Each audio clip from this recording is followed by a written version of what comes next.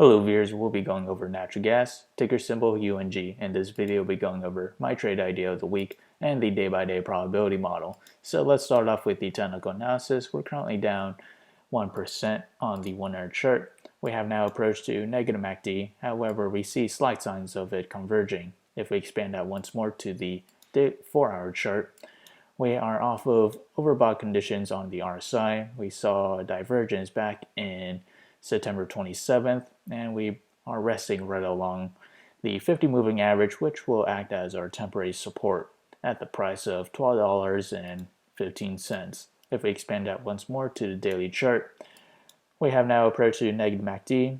We do see a convergence in play for the MACD, and for the moment we are resting right along the 9-day moving average, this blue line.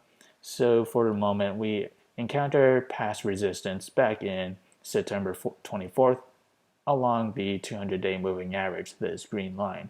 So for the trade idea of the week, my position size is going to be less than 1% of my portfolio. My entry will be at $11.73, which is this range right here, and that coincides with past support levels that dated back to September 18th, as well as the 100-day moving average, this orange line.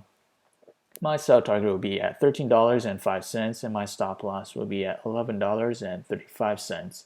On the other hand, if I were to open a short position, my entry will be $13.55, which is this range right here, and my sell target is $12.14, and my stop loss is $14.08. So whichever entry hits the price first, that will be my position for the week. So how did I develop these trade ideas? It all comes from the day-by-day probability model, which is available in the link below.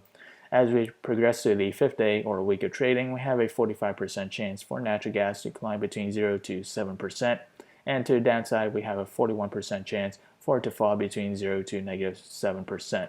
Further extreme case to the downside, a 14% chance to fall between negative 7% to negative 14%. So if you enjoyed this content, feel free to like, comment, subscribe, and thank you for watching.